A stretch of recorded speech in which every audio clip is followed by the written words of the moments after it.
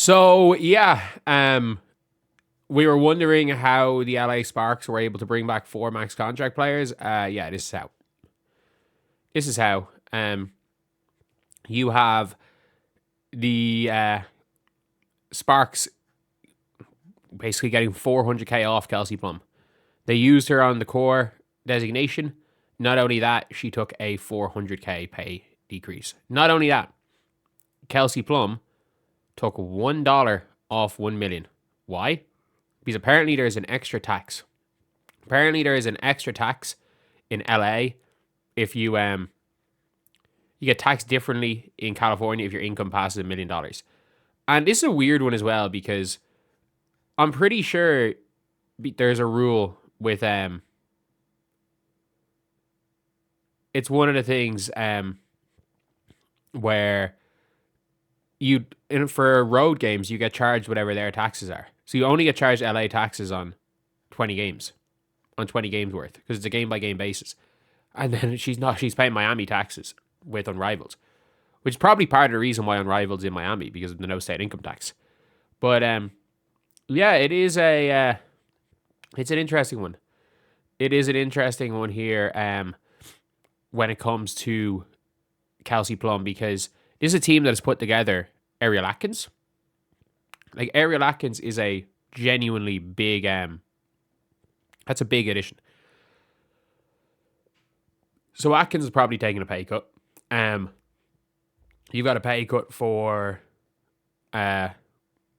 Kelsey Plum. There's a pay cut for for NECA. Dearica Hamby took a pay cut.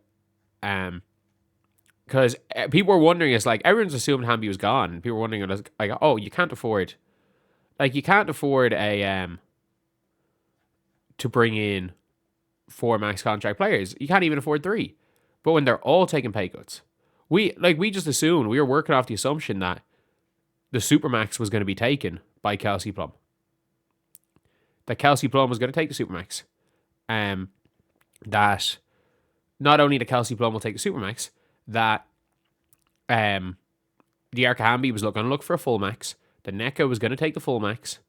That the full max was going to be taken by Ariel Atkins, because she was entitled to a Supermax in Chicago.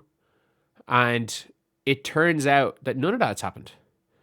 Absolutely none of that has happened. And the pay cut that Kelsey Plum is taking is huge. It is the biggest pay cut, by the looks of things, in the history of women's basketball.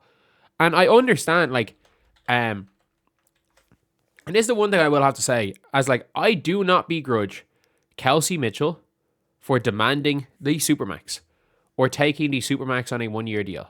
I do not begrudge her. Kelsey Mitchell does not make as much money as Kelsey Plum in endorsements. Kelsey Mitchell was not set for life 4 years ago. Kelsey Mitchell didn't have a huge shoe deal with Under Armour for years. Kelsey Mitchell wasn't being paid to run like a dog camp on behalf of Under Armour. Kelsey Mitchell was not seen as one of the most popular WNBA players, even in the pre-Caitlin Clark era. I understand that. So for that reason, I am not begrudging Kelsey Mitchell at all. But I do need to make it a very clear point, is that the statement that you probably can't win a title with a single player taking the Supermax is probably true. I think it's going to be very interesting to see what Breanna and Breanna Steward are taking. And to see what Satu's taking. Because it seems like, and by the way, I genuinely do believe that Kelsey Mitchell is going to take whatever she's going to make every cent she can. I do not ever see Kelsey Mitchell for the rest of her career leaving 1 cent behind. And that's not a knock on her. That is not a knock on her. You are absolutely entitled to the money, and by the way, it's not on it's not her fault that everybody else is taking pay cuts. It's really, really not.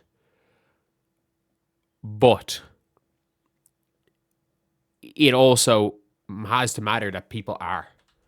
People are. And you can't, if you are, there's a reason why she's on a 1-year deal and probably gone, is that I would, like I would assume that they know they're not going to be able to afford. Like you're not going to bank on Caitlin Clark taking a long-term pay cut. And I don't mean Caitlin's probably not going to take every cent of the max, by the way. I don't think Caitlin's going to take every cent of the max.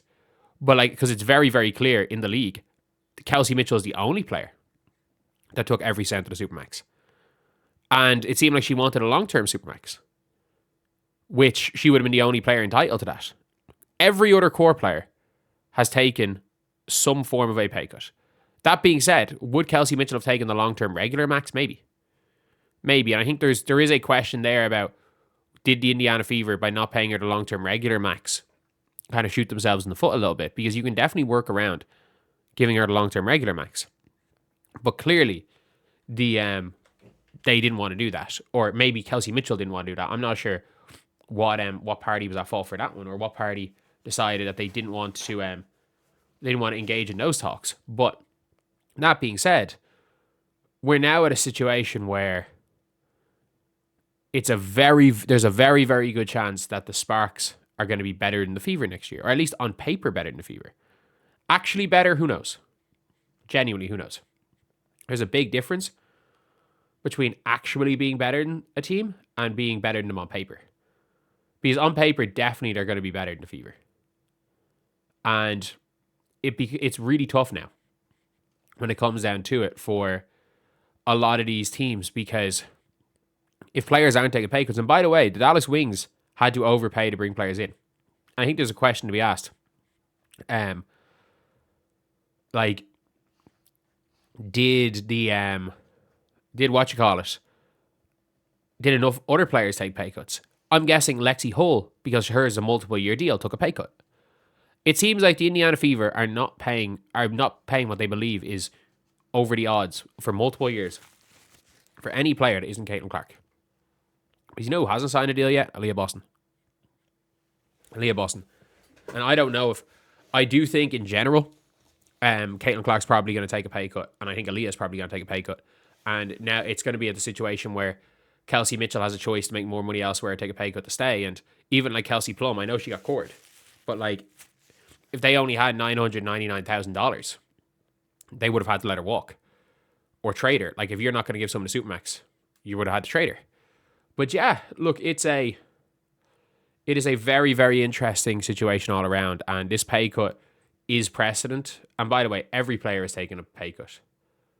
Every player is taking a pay cut here. But yeah, let me know what you guys think in the comment section below. Do you guys agree? Do you guys disagree with Kelsey Plum taking the pay cut? Do you guys agree or disagree that Kelsey Mitchell probably should have? And to be honest, I'm not going to say she should have, because I mean this when I say this. 400k the difference 400k can make in your life is crazy, especially when you made as little money as Kelsey Mitchell's made in her entire career, these WNBA players. So I do not begrudge them, but for the sake of being a fan of a sport, I wish she did. On a personal level, there's a big difference between saying it on a personal level and saying it like from a fan perspective. From a fan perspective, yeah, it does limit their ability to put a team together. Hence why the